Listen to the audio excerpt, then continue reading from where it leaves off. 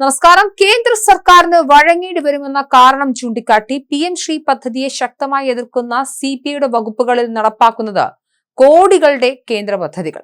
സംസ്ഥാന സർക്കാർ നടപ്പിലാക്കുന്ന 148 കേന്ദ്രാവിഷ്കൃത പദ്ധതികളിൽ ഭൂരിഭാഗവും CPI മന്ത്രിമാർ ഭരിക്കുന്ന കൃഷി, മൃഗസംരക്ഷണം, സിവിൽ സപ്ലൈസ് വകുപ്പുകളിലാണ്. കോടികളുടെ കേന്ദ്രവിഹിതം ലഭിക്കുന്ന ഭാരതീയ പ്രകൃതി കൃഷി രാഷ്ട്രീയ ഗോകുൽ മിഷൻ പദ്ധതികളിൽ ഇതുവരെ യാതൊരു എതിർപ്പും പ്രകടിപ്പിക്കാത്ത CPIയുടെ നിലപാടിനെതിരെ മുന്നണിയിൽ പ്രതിഷേധം ഉണ്ട്.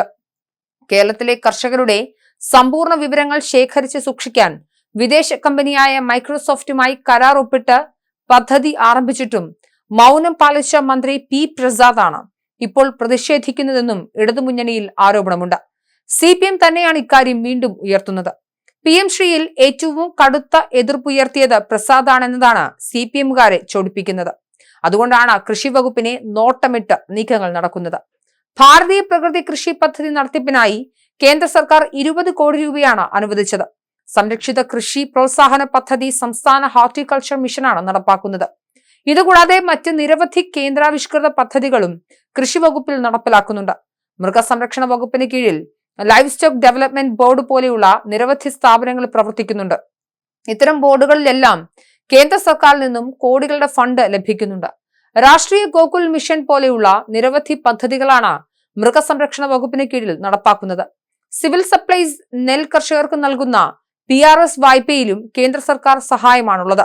കാർഷിക പദ്ധതികൾ പ്രകാരമുള്ള അവകാശങ്ങൾ ലഭിക്കുന്നതിന് കർഷകരുടെ ഡേറ്റ ഉപയോഗിച്ച് അവരുടെ ഐഡന്റിറ്റി ആധികാരികമാക്കുന്നതിനാണ് അഗ്രിസ്റ്റാക്ക് രജിസ്ട്രേഷൻ ആരംഭിച്ചത്. കേന്ദ്ര സർക്കാരും മൈക്രോസോഫ്റ്റും തമ്മിൽ ഒപ്പിട്ട ഈ ധാരണാപത്രത്തെക്കുറിച്ച് ആർക്കും വിശദമായി അറിയില്ലായിരുന്നു. ഇന്റർനെറ്റ് ഫ്രീഡം ഫൗണ്ടേഷൻ എന്ന സംഘടന വിവരാവകാശ അപേക്ഷ സമർപ്പിച്ച ശേഷമാണ് ഈ ധാരണാപത്രം പൊതുവിടത്തിൽ ലഭ്യമായത്. രാജ്യത്തെ കർഷകരുടെ വിശദ ഡേറ്റ വിദേശ കമ്പനി കരസ്ഥമാക്കുന്നതിനെതിരെ രാജ്യവ്യാപകമായി സാമൂഹിക പ്രവർത്തകർ പ്രതിഷേധിച്ചിരുന്നു. എന്നാൽ ഈ വിഷയത്തിൽ CPI മന്ത്രിയായ P പ്രസാദ് മൗനം പാലിക്കുകയായിരുന്നുവെന്നാണ് ആരോപണം. പാർട്ടിയെ ഇരുട്ടിൽ നിർത്തി ഏകപക്ഷീയമായി മുന്നണി മര്യാദ പോലും പാലിക്കാതെ ധാരണാപത്രം ഒപ്പിട്ടതിലുള്ള വിയോജിപ്പ് രേഖപ്പെടുത്തി മന്ത്രിസഭാ യോഗത്തിൽ നിന്നും വിട്ടുനിൽക്കാനാണ് CPI മന്ത്രിമാരുടെ തീരുമാനം. മന്ത്രി V ശിവൻകുട്ടി തുടങ്ങിവെച്ച അനുനയ ശ്രമങ്ങൾ ഗൾഫ് പര്യടനം കഴിഞ്ഞെത്തിയ മുഖ്യമന്ത്രി തന്നെ ഏറ്റെടുത്തിട്ടും CPI ഒരിഞ്ച് പിന്നോട്ട് പോകാൻ തയ്യാറായിട്ടില്ല. ആലപ്പുഴയിൽ ചേർന്ന CPI നേതൃയോഗങ്ങൾ PM ശ്രീയിൽ വിട്ടുവീഴ്ച വേണ്ടെന്നും മന്ത്രിമാരുടെ രാജി പോലും വേണ്ടിവന്നാൽ നൽകണമെന്ന ചർച്ച യോഗത്തിലുണ്ടായി.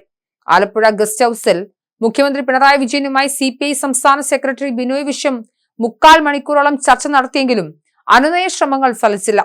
ധാരണാപത്രം ഒപ്പിട്ട സ്ഥിതിക്ക് അതിൽ പിന്നാക്കം പോകാനാകില്ലെന്ന കാര്യം മുഖ്യമന്ത്രി ബിനോയ് വിശ്വത്തെ അറിയിച്ചു. എന്നാൽ ഏകപക്ഷീയമായി എടുത്ത തീരുമാനം അംഗീകരിക്കാനാകില്ലെന്ന് ബിനോയ് വിശ്വം മറുപടി നൽകി. ധാരണാപത്രം ഒപ്പിട്ടെങ്കിലും സ്കൂളുകളുടെ പട്ടിക കൈമാറുന്നതടക്കം തുടർ നടപടികൾ തൽക്കാലം മരവിപ്പിക്കാമെന്ന സമവായ നിർദ്ദേശം ചർച്ചയിലുണ്ടായെങ്കിലും CPI അതിനോട് യോജിച്ചില്ലെന്നാണ് സൂചന. CPIയുടെ കടുത്ത നിലപാടിനെ പ്രതിരോധിക്കാനാണ് അവരുടെ വിവിധ വകുപ്പുകൾ നടപ്പാക്കുന്ന കേന്ദ്രാവിഷ്കൃത പദ്ധതികൾ ചൂണ്ടിക്കാണിക്കാൻ CPM ശ്രമിക്കുന്നത്.